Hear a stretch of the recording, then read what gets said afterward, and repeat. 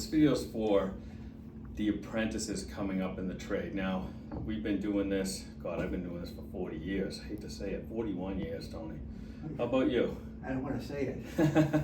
43. So, a couple of old master electricians just want to give some advice to the apprentices coming up. And you don't have to be in the electrical trade. It could be the plumbing trade, or it could be any trade, or, computer trade. This is an office we just completed. So Tony's been with me for what, a couple decades now.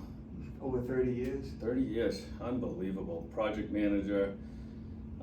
But what we want to talk about is we're seeing so little apprentices now at a young age. And the truth is the trade's a great trade, and you don't have to work really hard. You just have to work steady and think about things that need to get done right after another. Just try to stay ahead a little bit. And there are days that are pretty challenging. There's some cold days out there when it's real cold and the wind's blowing.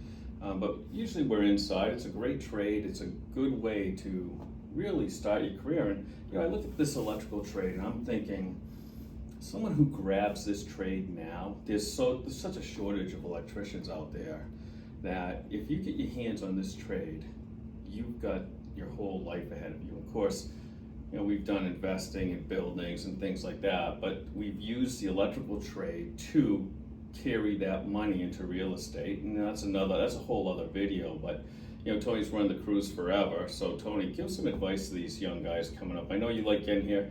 I don't think there's been a day where I showed up on a job where you got here after me. So the thing is, number one thing, be on time. Number one. There's nothing more that pisses off a foreman and when he's waiting for his apprentice to do the job. The apprentice has to clean up, whether they like it or not. A lot of them don't like it, believe it or not. They don't want to clean up, they just want to leave. You will be cleaning up. That's the job.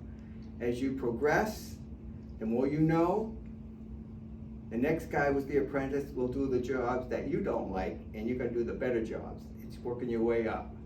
Of course, it also means better compensation. The more you know, the less work the foreman does. Believe me, he'll see to it.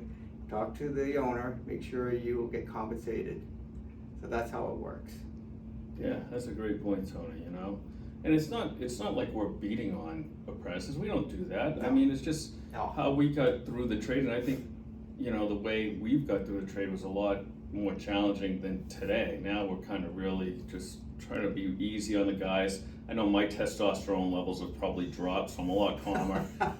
I know I had to control my temper many times, which Yeah. I failed a lot of times, but control that inner temper that you have in there, and sometimes you just gotta bite your tongue a little bit and get through the day and do the best you can, and that's all that's expected. Just do the best you can.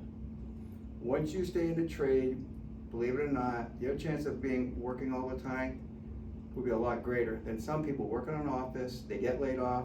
Now they gotta look for another company for that same position, whereas you're in the trade, you can go practically next door and get a job, most likely, especially in today's world when nobody wants to be in the trades. That's a great point. Another thing too is this video is not about what you need for tools or anything like that. It's just what you need to bring your mind into the trade.